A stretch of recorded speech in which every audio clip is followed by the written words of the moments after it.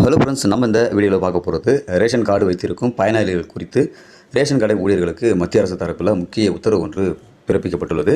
அந்த உத்தரவு என்னன்னு தான் இந்த வீடியோவில் பார்க்க போகிறோம். வீடியோவை இறுதி வரைக்கும் ஸ்கிப் பண்ணாமல் பாருங்கள். வீடியோ பார்க்கறதுக்கு முன்னாடி நீங்கள் இந்த சேனல் வந்து சப்ஸ்கிரைப் பண்ணலாம். கீழே இருக்கிற சப்ஸ்கிரைப் பண்ணி கிளிக் பண்ணிக்கிங்க. கூடவே பக்கத்தில் இருக்கிற பெல் ஐக்கான் கிளிக் பண்ணிக்கிங்க. அப்போ தான் நாங்கள் போடக்கூடிய பயனுள்ள வீடியோக்களை நீங்கள் மிஸ் பண்ணால் பார்க்கலாம். வாங்க வீடியோக்குள்ளே போகலாம்.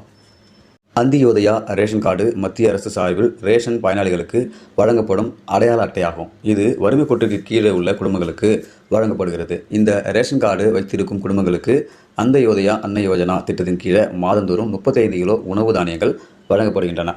தமிழக ரேஷன் கடைகளிலும் முன்னுரிமையற்ற குடும்ப அட்டைதாரர்களுக்கு குடும்ப உறுப்பினர் எண்ணிக்கை அடிப்படையில் நபருக்கு 5 கிலோ வீதம் அரிசி வழங்கப்படுது. மொத்தம் 18.61 லட்சம் அந்தியோதயா ரேஷன் கார்டுகளும் 95.66 லட்சம் முன்னுரிமை கார்டுகளும் உள்ளன. இதனால் மத்திய மாநில அரசுகள் வழங்கும் அரிசிக்கு தனித்தனியாக ரசீது பதிவு செய்வது வழக்கமாக உள்ளது. அந்தியோதயா கார்டுகளில் 65.47 லட்சம் பேரும் முன்னுரிமை கார்டுகளில் 2.99 கோடி பேரும் குடும்ப உறுப்பினர்களாக உள்ளனர். இந்த எண்ணிக்கையை சரிபார்க்கும் நடவடிக்கையை மத்திய அரசு தொடங்கியுள்ளது. ரேஷன் கார்டுகளில் முன்னுரிமை அந்தியோதயா ரேஷன் கார்டுகளில் குடும்ப உறுப்பினர்கள் ஒவ்வொரு விரல் ரேகையையும் பதிவு செய்து ஆதார் மூலம் உறுதி செய்ய சம்பந்தப்பட்ட அதிகாரிகளுக்கு உத்தரவிடப்பட்டுள்ளது. இதுவரை 66% பேரின் விவரங்கள் சரிபார்க்கப்பட்டுள்ளன.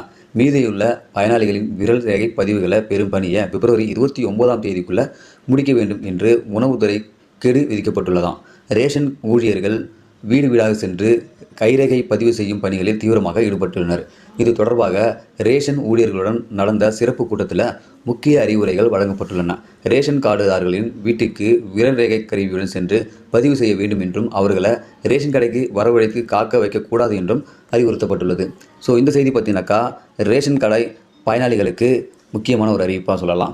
ஸோ அந்தியோதயா அன்ன யோஜனா திட்டத்தின் மூலமா 35 கிலோ மாதம் அந்த ரேஷன் கார்டு வைத்திருப்பவர்களுக்கு வழங்கப்படுது.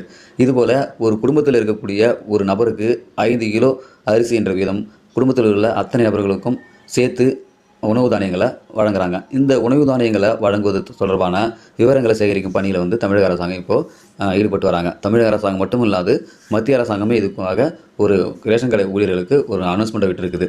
ஸோ அந்த அனௌன்ஸ்மெண்ட் பிரகாரம் பார்த்தீங்கன்னாக்கா கைரேகை பதிவு செய்ய சொல்கிறாங்க. ஏன்னு கேட்டிங்கன்னா இந்த கைரேகை பதிவு மூலமாக உங்களுடைய ரேஷன் கடையில் இருக்கக்கூடிய ஊழியர் மூலமாக நீங்கள் இந்த கைரேகை பதிவு செய்யும் பொழுது உங்கள் ரேஷன் கார்டில் யாரெல்லாம் இருக்காங்களோ அந்த உறுப்பினர்கள் அனைவருமே வந்து கைரேகை வந்து பதிவு செய்யணும் அப்படின்னு சொல்லியிருக்காங்க. இந்த கைரேகை பதிவு செய்வது மூலமா அந்த பயனாளிகள் வந்து அந்த ரேஷன் கார்டில் எத்தனை நபர்கள் வந்து இன்னமும் இருக்காங்க, அந்த ஊரில் அவங்க உயிரோடு தான் இருக்காங்களா இல்லையான்ற விவரத்தை வந்து நீங்கள் அரசாங்கம் வந்து தெரிஞ்சுக்கிறதுக்காக இந்த ஃபிங்கர் பிரிண்ட் வந்து வைக்க சொல்கிறாங்க. இதில் வைக்காமல் இருக்கிறவங்களுக்கு பார்த்தீங்கன்னாக்கா அரிசி வந்து கம்மியாக வாய்ப்பு உள்ளது. அது மட்டும் இல்லாமல் அவங்களுக்கான என்கொயரி வந்து நடத்த போவதாகவும் சொல்லியிருக்காங்க. அது மட்டும் இல்லாமல் அந்தியோதயா அன்ன யோஜனா திட்டத்தின் மூலமாக 35 கிலோ அரிசி வந்து வழங்கப்பட்டு வருது. இந்த 35 கிலோ அரிசி பெறும் கார்டுதாரர்களுக்கும் வீடு தேடி வந்து செக் பண்ண போகிறதாகவும் சொல்லியிருக்காங்க. ஏன்னு கேட்டிங்கன்னா இது வந்து கரெக்டான நபர்கள் தான் வாங்குறாங்களா, ஏழை எளிய மக்களுக்கு இது வந்து பயனுள்ளதாக இருக்கா, அது பயனடைய சேருதா அப்படின்ற முடிவுறத்தை தெரிஞ்சதுக்காக இந்த ஒரு திட்டத்தை கொண்டு வந்திருக்காங்க. இந்த திட்டம் பார்த்தீங்கன்னாக்கா அனைத்து மாவட்டங்களிலும் அனைத்து ரேஷன் கடைகளிலும் வந்து இந்த திட்டம் வந்து செயல்முறையில் இருக்குது. ஸோ ரீசெண்டாக பார்த்தீங்கன்னாக்கா அனைத்து மாவட்டத்தில் இருக்கக்கூடிய ஊர்கள் இருக்கக்கூடிய ரேஷன் கடைகள் மூலமாக ரேஷன் பயனாளிகள் வந்து வீட்டுக்கு பதிவு செய்கிறாங்க. அது மட்டும் இல்லாமல் ரேஷன் கடைகளுக்கே சென்று பதிவு செய்யறதுக்கும் சொல்லியிருக்காங்க. ஸோ ஒரு சில ஊர்கள் பார்த்தீங்கன்னாக்கா ரேஷன் கடை ஊழியர்கள் வந்து வீடு தேடி வந்து பதிவு செய்கிறது கிடையாது.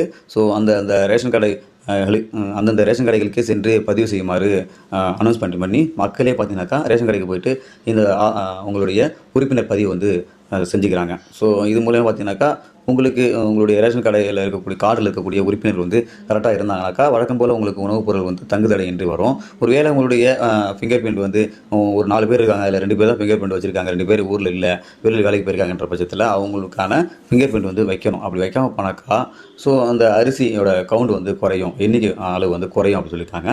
ஸோ இந்த திட்டத்தின் மூலியம் பார்த்தீங்கன்னாக்கா ஏற்கனவே நிறைய தானியங்கள் வந்து பற்றாக்குறை இருக்குன்றதை சரி செய்யறதுக்காக இந்த ஒரு நடைமுறை வந்து மத்திய அரசாங்கம் எடுத்துருக்காங்க. ஸோ இது வந்து தமிழகம் மட்டும் இல்லை அனைத்து மாநிலத்திலையும் இந்த ஒரு நடைமுறை வந்து இப்போது செயல்முறையில் இருக்குது. ஸோ இதுக்கான வந்து காலக்கெடுவும் கொடுத்துருக்காங்க 29ஆம் தேதிக்குள்ளே.